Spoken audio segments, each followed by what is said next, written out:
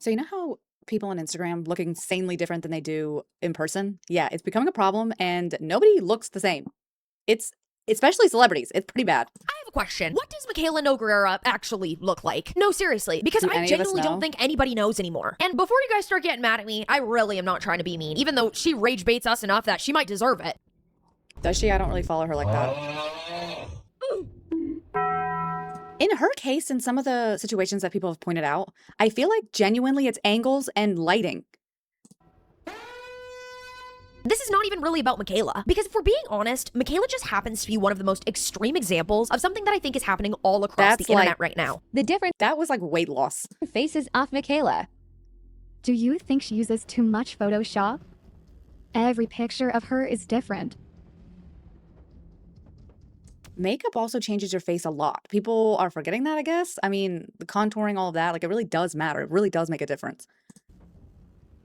Because over the past few years, I have noticed a very strange phenomenon where certain influencers are so obsessed with looking optimized for social media that they are so incredibly disconnected with reality. What makes Michaela so interesting is every couple of months, certain fans will notice some sort of video that she didn't take of herself and look at it as if it's some sort of glitch in the Matrix. Like people are realizing what she looks like in real life and they simply cannot believe it. So buckle up and prepare yourselves, besties, because I'm going to be deep diving into how Michaela has literally become the mascot of something that has been going on social media for years, which is that people are no longer interested.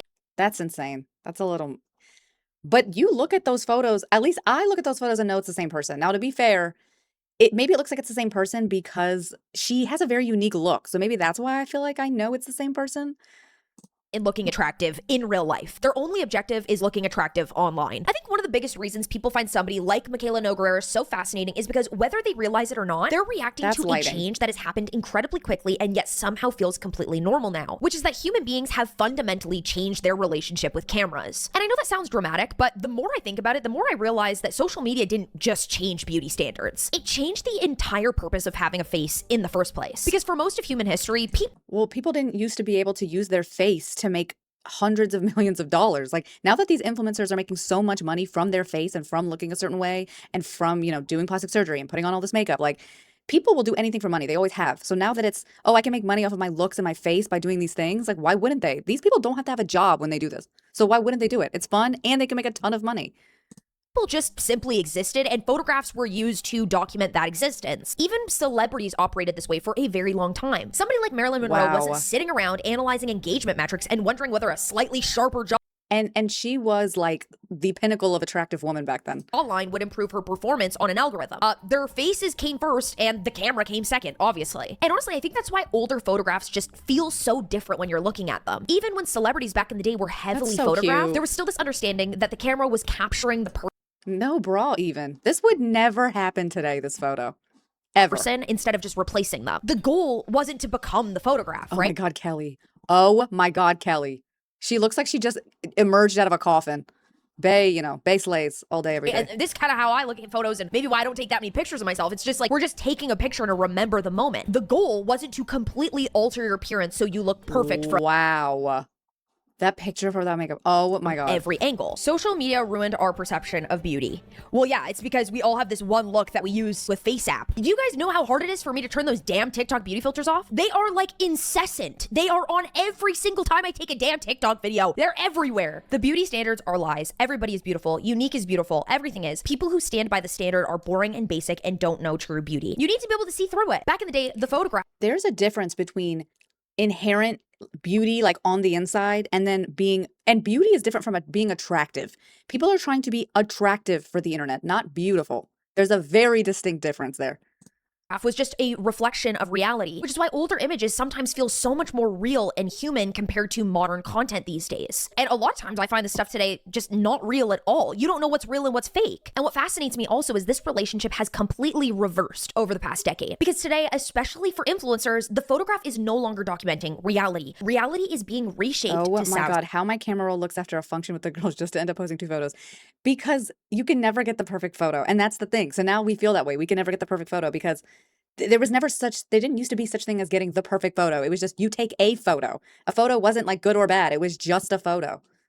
the photograph. People aren't taking pictures of their lives anymore. Like, oh, it's a birthday, let's get a family photo. They are increasingly living their lives for the photo. And maybe that sounds like a bit of an exaggeration. One thing about me is I'm the most aesthetic man to mankind. When God created me, he poured the whole bottle of aesthetic. But I genuinely don't think it is when you see all of the research that's being found around self-presentation on social media. Psychologists have repeatedly found that the more people engage in image editing, photo manipulation, and appearance-focused content creation, the more likely they are to become hyper-aware of their appearance and begin viewing themselves from an 100%. Every little flaw, every piece of lint on your shirt, you notice it, and it is like it just drains you. It drains you. It's bad. Outsider's perspective. Instead of like experiencing themselves as beings just moving throughout the world, they begin experiencing themselves as visual objects that are constantly being evaluated. And like all I think about when I'm saying this is Michaela. Literally every single time you see her. See, she thinks of Michaela. I think of an influencer who, I don't know if you guys know her, Nazanin Kavari. She to me seems like she's striving for this perfection. I mean, she got a BBL when she was 18. Like someone who does that it puts a lot of stock into their looks heavily. And I mean, she makes money off of it, so I get it. But I mean, that's what it reminds me of her. This girl lives her life through the phone. Get ready with me to go to Korea. We're going to Korea. I can't believe I'm going to Korea. It's like 40 videos of the same thing that are you even living in real life anymore? And when somebody lives that much of their life through their screen and on social media, how do you even know what you actually look like anymore? And honestly, I think this is one of the most damaging psychological effects that social media is introducing. Because imagine what happens to your brain when every single interaction with your own face goes through this filter of how will this look online? How will it be perceived to people online? Imagine what happens when there are people who get actual plastic surgery where they know this is going to look like trash in person, but it'll look great on Instagram, so it's fine. There are people who do that and think like that. Single photo becomes something that needs to be optimized. Every video is now something to perfect, and every single piece of content becomes some sort of opportunity for strangers to evaluate your appearance. At some point, your face stops just simply being your face. It then starts feeling like a project that you constantly need to improve and monitor. There's kind of a reason why I'm very private and I don't post a lot on other social media platforms, because this is something I can handle. I can sit down, I have a lot to say. I love long form content. I love making long videos about things that I'm passionate about. But when it comes to posting myself on other platforms, worrying about angles, taking photos on Instagram, setting up my camera for TikTok, it all just starts to feel like I'm losing a little bit of who I am because I'm trying to look a certain way on the camera. It's performative. That's what it is. You're like performing for the, like, at least with a YouTube video, you turn it on and that you turn the camera on and then you can just like be, and it just records. With a photo, a still photo, or even like a TikTok, even though a TikTok's a video, it definitely is like this you feel like you are like, okay, now action. Like you have to like, okay, now I gotta perform, I gotta be, I gotta do. And it's for Instagram or for the app. And it's not like, oh, I'm going to just live and do this. And then I'll just happen to put it on the app later.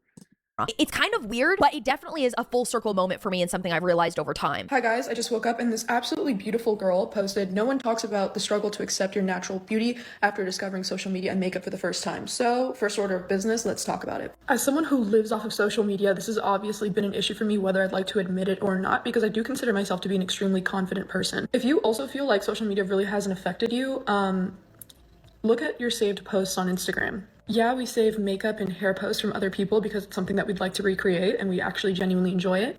But is it us enjoying it or is it us wanting to look like the person who took the photo? I mean, I save recipes. I don't save too many like beauty, but that's come with age. I mean, when I was younger, definitely saved all these like hair, makeup, this and that, because it's like, I gotta do that. I gotta look like that. Oh, if I save this, like I can do that. I can be that. It's like the psychological thing that you're messing with your mind. No tea, this is no shade, but I have met many Instagram models who have appeared on my Explore page and I thought were literally angels walking among us and not been able to recognize them. I'm not saying everyone should stop face tuning and things like that. I just feel like a lot of us have lost touch of reality and figured that the post is real life when it's obviously. It's so deeply optimized now to the point where like we always say, fitness influencers, they make their coin in their bag because of their bodies. So they're in the gym maybe sometimes twice a day, every single day of the week, because that's how they make their income. Same thing with these social media influencers. Like they get so good with the camera and the angles. They have practice. They're doing it all the time. And they're constantly filtering their appearance to the point where it's what sells. They're literally. So they're doing Facetune. So not only are they, they are influencers, so they could probably be in the gym all day. On top of that, they have the filters for the face. They can use Facetune, then they have filters, and then they have even you can use Photoshop. They probably have professionals that touch up their photos. Then, some influencers bring lighting with them. I saw a video of a model. I think she was taking Coachella pictures. She had a photographer follow her around and he had a ring light. He was holding a humongous ring light for her photos.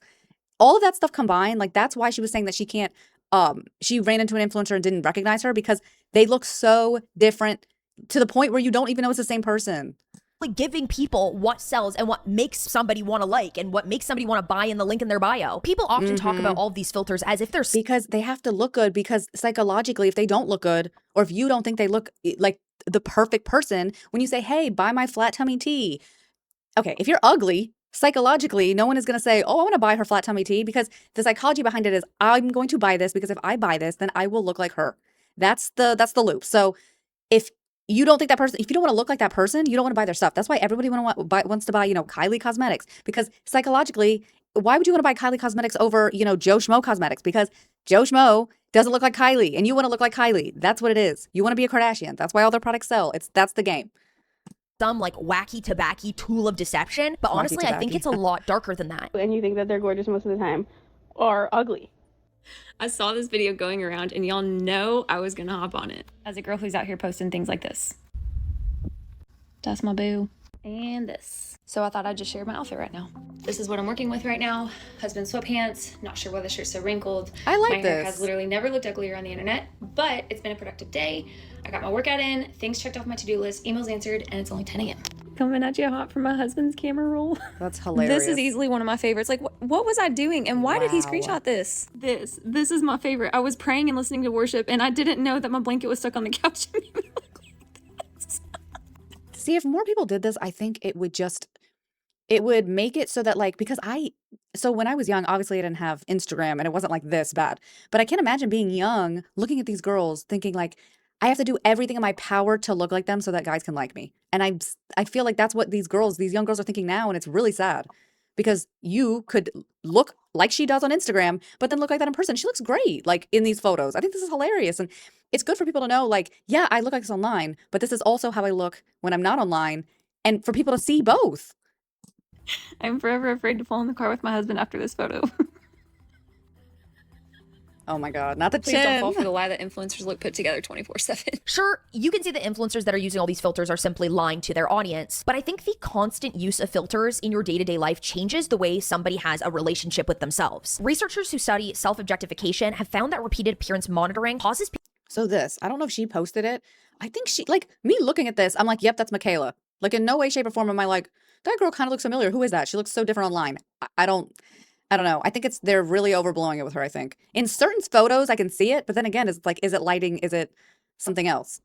people that become increasingly preoccupied with how they look from an external perspective rather than how they actually feel. In other words, people stop experiencing themselves from the inside out, and it kind of goes the other way around, where they start experiencing everything from the outside in. And if you honestly think about it, it's a very vicious and scary cycle. It's a horrible way to live because your face was never primarily supposed to exist for observation. It wasn't supposed to be a marketing tool, you know? It wasn't supposed to function as content. It literally was just supposed to exist. We are just supposed to exist as people. And it's so obvious, but like her saying that, it's such a reminder. Wasn't supposed to be analyzed, optimized, and evaluated by sometimes thousands or even millions of strangers across the planet. But somewhere along the way, especially as social media became more dominant, that obviously started to change. Because now it feels like faces are increasingly being designed not for human interaction, but for digital consumption. They're being built around what performs well online rather than what feels actually authentic in real life. And honestly, I think that's why somebody like Michaela generates so much fascination. Not because she uses filters, but because she exposes the actual endpoint of this entire process. She represents what happens when a person's image becomes so important that it begins to eclipse the person themselves. And when that happens, But people are saying that it's Michaela. It's like, this is every influencer on earth that exists. Why is it everyone is just noticing this with her or thinking this with her specifically? Every single influencer that is like has a major following, this is them. Like they look different online. Like this has happened countless times with countless influencers. I don't know why people are saying she's the first one. people start asking a very specific question that would have sounded absolutely absurd 20 years ago. Does the algorithm have a type? Most people will still sit here and Yes, talk it about how does. beauty trends The type is, like I said earlier, the type is like extremely attractive because what happens is people want to look like them, so they engage with those pages. If you look maybe slightly above attractive, people aren't gonna engage with your page as much as somebody who's like gorgeous model. Oh my God, body is tea. Like, no, they're gonna engage with that account more because you more want to look like that girl.